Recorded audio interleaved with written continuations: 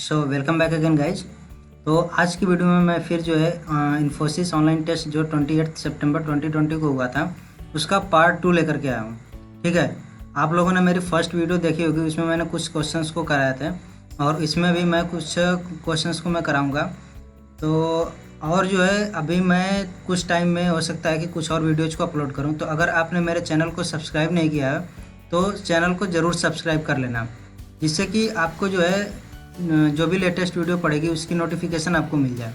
ठीक है, तो चलिए वीडियो शुरू करते हैं। तो इस बार का पैटर्न जो है पिछली बार के पैटर्न की अपेक्षा जो है काफ़ी अलग है। कुछ पीछे के पैटर्न, कुछ सेक्शंस जो हैं जो लास्ट टाइम पर थे वो अभी भी हैं और कुछ सेक्शंस नए ऐड किए हैं। तो आपको दिखाते हैं कि कौन से नए सेक्शन हैं। तो यहाँ पर जो है 5 सेक्शन है, जिसमें जो है आपको टोटल ड्यूरेशन आपका है 100 मिनट्स। तो अब नेक्स्ट चलते हैं कि हमारा जो क्वेश्चन है वो क्या है। तो यहाँ पर रीजनिंग एबिलिटी के क्वेश्चन है कि यहाँ पर मैं आपको पूरे अच्छे से बता रहा हूँ कि जैसे क्या है, क्वेश्चन नंबर 1 है। ठीक है, तो इसमें क्या है कि एक आपको डायरेक्शन दिया रहेगा। अब इसमें क्या है कि consider the below question followed bye 2 statements. यहाँ पर जो एक क्वेश्चन रहेगा आपको, ये सम इन्वेस्टेड एट R% पर annual simple interest find R। तो ये हमारा क्वेश्चन है और जो स्टेटमेंट हमारे हैं यहाँ पर है, एक जो है फर्स्ट है और एक सेकंड है आपका। अब आपको जो है यहाँ पर देखना है कि कौन सा स्टेटमेंट, यहाँ पर जो फर्स्ट और सेकंड स्टेटमेंट है, किस स्टेटमेंट से जो हमें आर की वैल्यू मिल सकती है। और उसके बेस पर हमारे यहाँ पर 4 ऑप्शन है ABCD, इसमें से हमें मार्क करना था। ठीक है, तो अब हमारा जो ऑप्शन है वो क्या है कि the question can not be answered with the help of information provided. अगर जो है जो भी हमारी यहाँ पर इन्होंने इन्फॉर्मेशन दी है, यहाँ पर फर्स्ट जो इनका स्टेटमेंट है और ये सेकंड, अगर इसके बेस पर हम आर की वैल्यू फाइंड नहीं कर सकते तो हमारा जो आंसर होगा वो क्या होगा, ए होगा। और सेकंड है the answer can be the question can be answered with the help of either of the statement. यानी कि अगर किसी एक से सिर्फ हम इसका आंसर दे सकते हैं कि आर की वैल्यू मिल सकती है तो हम इससे बी वाले को करेंगे। और सी वाला है कि जब दोनों से हम कर सकते हैं बोथ। ठीक है, और डी वाला है कि सिर्फ किसी एक से, ठीक है, दूसरे से नहीं कर सकते, सिर्फ किसी एक से कर सकते हैं, तब हमारा डी ऑप्शन होगा। तो अब हम देखते हैं कि इसमें हमारा फर्स्ट स्टेटमेंट क्या है, the sum tripled itself in 16 years. Okay, तो आपको यहाँ पर जो सम दिया है, अब नेक्स्ट पर मैं चलता हूँ, नेक्स्ट स्लाइड पर, और दिखाता हूँ आपको कि इसका सोल्यूशन किस तरह होगा। तो आपका जो है स्टेटमेंट 1 है। ठीक है, तो मान लिया अब हमें क्या फाइंड आउट करना है कि टोटल अमाउंट क्या है। तो टोटल अमाउंट क्या हो जाएगा आपका, प्रिंसिपल अमाउंट प्लस में सिंपल इंटरेस्ट। तो हमने यहाँ पर प्रिंसिपल अमाउंट को लिख दिया है कि P है, और जो सिंपल इंटरेस्ट आपका होता है वो होता है principal amount into number of years into R upon में 100। ओके, तो यहाँ पर जो आपका टोटल अमाउंट जो क्या हो रहा है 3 टाइम्स हो जा रहा है प्रिंसिपल अमाउंट का, तो उसको हम क्या लिख देंगे 3P। और जो आपका P है वो तो हमने कंसिडर कर लिया कि प्रिंसिपल अमाउंट हमारा P है और R की वैल्यू में फाइंड आउट करनी है। यहाँ से P और P जो है दोनों कैंसिल हो जाएंगे और हमें यहाँ से R की वैल्यू फाइंड कर सकते हैं। ठीक है, यानी कि हम स्टेटमेंट 1 जो हमारा है उससे हम R की वैल्यू फाइंड कर सकते हैं। ओके, तो अब देखते हैं एक बार सेकंड जो हमारा है, सेकंड स्टेटमेंट बोल रहा है कि the sum yielded an interest of ₹750 in the first 6 years. यानी कि यहाँ पर जो आपका दिया है सिंपल इंटरेस्ट की वैल्यू दिया है 750, और क्या दिया है हमें नंबर ऑफ़ ईयर्स दे रखे हैं, बट यहाँ पर हमें जो प्रिंसिपल अमाउंट है इसके बारे में कोई जानकारी नहीं है और हमें आर की वैल्यू भी फाइंड आउट करनी है। तो यहाँ पर हमारा जो एक इक्वेशन बन रहा है, ठीक है, और कभी भी हम सिर्फ एक इक्वेशन से 2 वेरिएबल की वैल्यू नहीं फाइंड आउट कर सकते हैं। जनरली हम नहीं फाइंड आउट कर सकते हैं, रेयर सिचुएशन में हम कर सकते हैं कि वहाँ पर कुछ हिट एंड ट्रायल से हम कर लें, बट यहाँ पर हमें P और R दोनों की वैल्यू नहीं फाइंड कर सकते हैं। मेन हमारा फोकस क्या है, मेन मोटिव है R की वैल्यू फाइंड आउट करना। तो जब तक P की वैल्यू हमें नहीं मिलेगी तब तक हम R की वैल्यू फाइंड नहीं कर सकते। तो यहाँ पर आपका क्या हो जाएगा कि सिर्फ एक से हम इसका आंसर कर सकते हैं और सेकंड से नहीं, किसी एक दूसरे वाले से स्टेटमेंट से नहीं। हमारा आंसर क्या हो जाएगा, ऑप्शन डी हो जाएगा। ओके, तो अब हम चलते हैं नेक्स्ट क्वेश्चन पे, और हमारा सेकंड है कि each equation contains 6 statements. Okay, followed by 4 set of combination of 3, choose the set in which 3 statement third statement can be logically derived from first 2 statements. यहाँ पर क्या है कि आपको जो है यहाँ पर 6 स्टेटमेंट्स दिए हैं और आपके पास ये 4 ऑप्शन है। अब 4 ऑप्शन में क्या है कि आपको जो है हर एक ऑप्शन को चेक करना है कि जो आपके जो भी है फर्स्ट और सेकंड, ये जो ए और बी है क्या है आपके यहाँ पर स्टेटमेंट जो ए है और ये बी है। तो आपको चेक करना है कि क्या ए और बी जो है लॉजिकली एफ को डिराइव कर सकते हैं नहीं, यानी थर्ड वाले को। ठीक है, तो इसके लिए हमें 1 बाय 1 चेक करना पड़ेगा। तो यहाँ पर मैंने सिर्फ डायरेक्ट आपको आंसर बताया है। एक तो मैंने आपका फर्स्ट जो भी है इसको मैंने चेक किया है और सीधे हमने एक जो आंसर है डी वाला उसको हमने यहाँ पर चेक करके बताया। ठीक है, यहाँ पर मैंने एक्सप्लेनेशन में क्या हो जाएगा, जो ऑप्शन है उसको मैंने यहाँ पर एक ऐसे ही वर्बली यहाँ पर कर दिया है कि all fruits are flowers, all fruits are not edible. तो आप इसको एक बार पढ़ लेना, वीडियो को पॉज करके देख लेना और इसको आप अपने पेन पेपर की हेल्प से आप इसको ट्राई कर लेना। ठीक है, बाकी जो है मैं ऑप्शन डी को चेक करता हूँ जो आपका आंसर है और इसमें इसको कैसे सॉल्व करना है उसको मैं दिखा देता हूँ। तो यहाँ पर जो ऑप्शन डी है वो क्या है कि ऑप्शन डी में आपका दिया है ए डी ई। ठीक है, ऑप्शन डी में है ए डी ई। ए में क्या है ऑल फ्रूट्स आर फ्लावर्स और डी में क्या है कि ऑल फ्लावर्स आर पॉइजनस और ई में है कि सम पॉइजनस आर फ्रूट्स। ठीक है, इन तीनों स्टेटमेंट को हम अभी देखते हैं कि किस तरह से लॉजिकली फिट हो रहे हैं। तो यहाँ पर आप देखोगे ऑल फ्रूट्स आर फ्लावर्स, इस चीज़ को आप ध्यान रखना, ऑल फ्रूट्स आर फ्लावर्स और ऑल फ्लावर्स आर पॉइजनस। यहाँ पर क्या है ऑल फ्रूट्स आर फ्लावर्स, जो भी जितने फ्रूट हो क्या है टोटली जितने फ्रूट हमारे फ्लावर हैं, यानी कि जो फ्रूट होगा वो क्या होगा वेन डायग्राम में अंदर रहेगा फ्लावर के, और जो भी हमारे फ्लावर हो क्या है पॉइजनस हैं तो वो भी क्या रहेगा पॉइजनस के अंदर रहेगा। और जो हमारा यहाँ पर कंक्लूजन स्टेटमेंट है जो ई वाला है वो क्या है कि सम पॉइजनस आर फ्रूट्स, वो मैं आपको दिखा देता हूँ, सम पॉइजनस आर फ्रूट्स।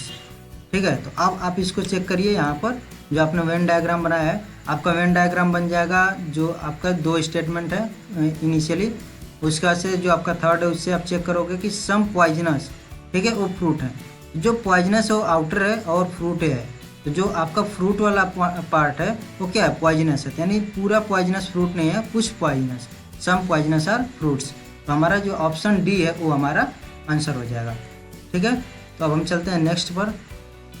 और इसको मैंने वैसे पिछले वीडियो में अपने कवर किया है लेकिन फिर मैंने यहाँ पर इसको रख दिया है। तो अगर आपने पीछे देखा है तो ठीक है, आप इसको स्किप कर सकते हैं। बाकी जिन्होंने नहीं देखा है तो पीछे की वीडियो भी देख लेना और इस वीडियो को भी देख लेना। यहाँ पर क्या है कि consider the below question followed bye 2 statement, same है। यहाँ पर एक क्वेश्चन दिया है और इसमें जो क्या आपको फाइंड आउट करना है एक्स की वैल्यू फाइंड आउट करनी है और दिया है कि area of circle y is इतना और सरकमफेरेंस वाई दिया, सर्कल वाई का दिया है 25 है। ठीक है, तो आपको यहाँ पर सेम चीज़ है कि अगर जो है किसी यहाँ पर जो है question can not be answered with the help of information provided, तो ए मार्क करना है, बी सी डी ऐसे आपके 4 ऑप्शन हैं। तो इसको आप जब एक्सप्लेन करोगे तो यहाँ पर देखिए जब circumference of circle is twice the circumference of circle x, तो यहीं से आपको जो है जो सपोज मैंने सर्कल वाई को R2 मान लिया उसकी रेडियस को और सर्कल एक्स की रेडियस को R1 मान लिया। ठीक है, तो आपको यहाँ पर R1 और R2 से इसी से आपका रिलेशन मिल जाएगा। यहाँ पर circumference of circle y is twice the circumference of circle x, तो यहाँ से आपका R1 R2 में रिलेशन मिल गया। ठीक है, यानी कि अगर आपको R1 पता है तो R2 आप फाइंड आउट कर सकते हो, अगर आपको R2 पता है तो R1 फाइंड आउट कर लोगे।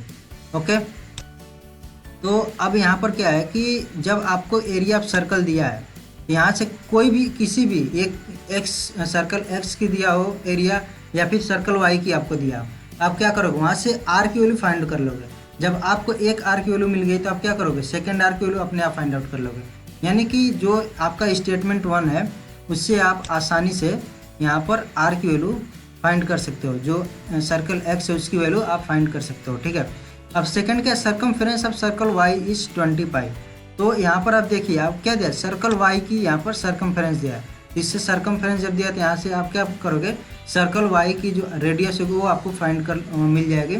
और आपको जब इसकी रेडियस मिल गई तो आपको पता है कि जो सर्कल एक्स है और सर्कल वाई है दोनों के रेडियस में क्या रिलेशन है, उसके बेस पर आपको सर्कल एक्स की जो रेडियस होगी वो मिल जाएगी। ठीक है, सॉरी यहाँ पर जो आपको पूछा भी है कि what is the area of circle, जब एरिया पूछा है तो एरिया भी आपको निकल जाए, क्योंकि पाई आर स्क्वायर होता है और मेन आपका चीज़ है आर की वैल्यू फाइंड करना। अगर आपको आर मिल गया तो आप एरिया फाइंड कर सकते हो। तो यहाँ पर जो आपका स्टेटमेंट 1 और 2 दोनों की हेल्प से आप क्या करोगे कि इसका आंसर दे सकते हो। तो इसलिए यहाँ पर क्या होगा, हमारा डी ऑप्शन करेक्ट हो जाएगा। ठीक है, तो नेक्स्ट हमारा है consider the below question followed by the two statement, what is the cost of each pen. ठीक है, यहाँ पर 2 स्टेटमेंट दिए हैं और उनमें से आपको फाइंड करना है कि ईच पेन की यहाँ पर कॉस्ट ऑफ ईच पेन। तो फर्स्ट है आपका 4 pen and 5 pencils together cost 20 rupees. और सेकेंड स्टेटमेंट है if the cost of each pen is reduced by 50%, ठीक है, then 16 pens and 10 pencils together cost 50 rupees. Okay, तो आपने यहाँ पर देखा कि 4 पेन्स 5 पेंसिल्स टुगेदर कॉस्ट 24 और आपको सेम जो ऑप्शन वही है। तो यहाँ पर मैं ऑप्शन को नहीं रिपीट कर रहा हूँ, क्या है आप एक बार इसको पढ़ सकते हैं वीडियो पॉज करके। सो नेक्स्ट मैं चलता हूँ कि इसको एक्सप्लेन कैसे करना है। तो आपको पता है 4 पेन और 5 पेंसिल, तो मान लीजिए कि मैंने 4 पेन को क्या मान लिया कि पेन्स को मान लिया मैंने पी है और उसका जो कॉस्ट है पेन्स की और पेंसिल्स की पी मान लिया। ठीक है, तो यहाँ पर क्या हो जाएगा 4 इंटू पी, एक कितना हो जाएगा कॉस्ट हो जाएगा टोटल जितने हमारे पेन हैं, और पेंसिल का क्या हो जाएगा 5 पी हो जाएगा। ओके, और टोटल कॉस्ट कितना करा 24 रुपीज़, तो दोनों का ऐड कर दिया। तो अभी आप यहाँ पर नोटिस करोगे कि यहाँ पर हमारे पास 2 वेरिएबल हैं और 2 वेरिएबल हैं, तो हमें इसको सॉल्व करने के लिए किसी एक और जो है इक्वेशन की यहाँ पर ज़रूरत पड़ने वाली है। तो अब दूसरी इक्वेशन हमें कहाँ से मिलेगी, दूसरी इक्वेशन हमें मिलेगी सेकंड स्टेटमेंट से। और यहाँ पर क्या बोल रहा है कि जो पेन है वो जो है उसकी कॉस्ट 50% रिड्यूस कर दी गई है। तब क्या दिया है, यहाँ पर दिया है कि if the cost of each pen is reduced by 50% then 16 pens, यानी कि 16 पेन और 10 कॉस्ट है वो कितना है हमारा 50 रुपीज़ है। ओके, अगर हम जो है अगर पेन को 100% यानी बिना कॉस्ट को रिड्यूस करके अगर खरीदेंगे तो क्या हो जाएगा, वो जो भी हमारी पेन्स है वो हम आधा खरीदेंगे।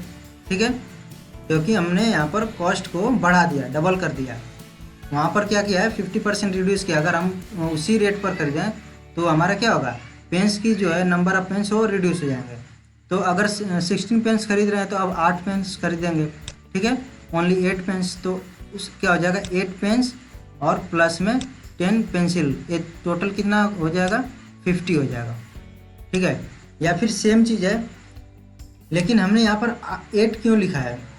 ठीक है, 8 क्यों लिखा है, क्योंकि हमने जो कॉस्ट यहाँ पर माना है सेम चीज़ है। अगर यहाँ पर हम कॉस्ट को पी को जो है हम बाई 2 करेंगे, 16 इंटू पी बाई 2 हो जाएगा, 8 हो जाएगा और ये आपका सेकेंड इक्वेशन आपको मिल जाएगा। अब आपको दोनों इक्वेशन को सॉल्व करना पड़ेगा और यहाँ पर आप जो है पेन और पेंसिल जिसका भी आपको कॉस्ट पता करना है आप यहाँ पर पता कर सकते हो। यानी कि आप जो है किसी एक इक्वेशन या किसी एक स्टेटमेंट से यहाँ पर उसकी वैल्यू फाइंड नहीं कर सकते हो, यानी कि आपको दोनों स्टेटमेंट की ज़रूरत पड़ने वाली है। तो यहाँ पर हमारा ऑप्शन क्या हो जाएगा कि the equation can be answered with the help of both statements together, हमें दोनों की ज़रूरत पड़ने वाली है। तो हमारा आंसर हो जाएगा option C. Okay, so guys आज की अभी के वीडियो में बस इतना ही। लेकिन अगर आपने चैनल को सब्सक्राइब नहीं किया तो ज़रूर सब्सक्राइब। अभी मैं कोशिश कर रहा हूँ कि कुछ और वीडियोज अपलोड कर दूँ। Okay, so thank you guys, thank you so much for watching this video.